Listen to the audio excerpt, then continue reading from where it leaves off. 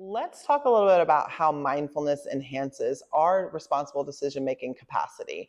All right. So, when we're more mindful, we pause before we react, we notice our emotional state, we consider the broader implications of the decisions we're making, right? So, we aren't just thinking about how it impacts us, but we're thinking about how it might impact others. And we stay connected to our values. So we have things that are really important to us that are values. And when we are in a safe space in our body and not operating from survival mode, we're able to make decisions that are connected to our values. And this is really important for leadership roles. So you'll notice that a lot of the content you might be drawn to create around responsible decision making as your adult standard really could be geared towards leaders, right? And teachers are leaders in their classroom, and then we have school leaders, we have office managers, we have CEOs, so many different ways we can be leaders. And we also have leaders in our home, right? So how can we stay in a regulated state so that way we can be mindful of how our body and our brain are responding to things and make decisions that are in alignment with how we want to show up in the world and the kind of people that we want to be.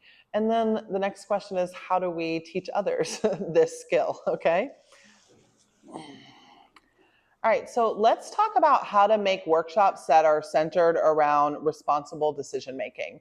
So, this is a skill that we have to teach adults. I know that sometimes I talk to people about creating workshops around this, and they're like, we need to teach adults to make responsible decisions. I mean, obviously we do. We see adults all the time making bad decisions in so many different ways. And a lot of it is because of this lack of mindfulness and this lack of just learning the skills as a child. So, some ideas for creating some workshops that you can deliver in your school setting or in a corporate setting would be to talk to folks about problem analysis and how to mindfully be aware of identifying core issues, perhaps on a team that they're managing, or if it's school, within their school.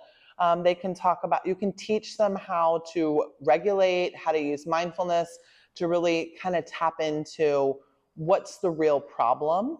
I find that to be a really successful workshop, like what's really going on. Because a lot of times we're saying, oh, the problem here is that so and so won't do this work, right, on my team. And I need you, Mr. Manager, to help me. But when we learn how to create safety in our bodies and in our direct reports or our team members' bodies through awareness and through practice, we can kind of get to the root of problems in a different way. And we might find out it might not be that so and so isn't doing their work. It might just be this real feeling of being unsupported. So we talk about, again, maybe using some awareness, some nervous system understanding, and then some practical techniques to question empathetically and get to the root of what the real problem is. We teach folks how to gather relevant information. So while we have our SEL skills, our mindfulness skills, we also have some just really practical life skills built into the workshop, right?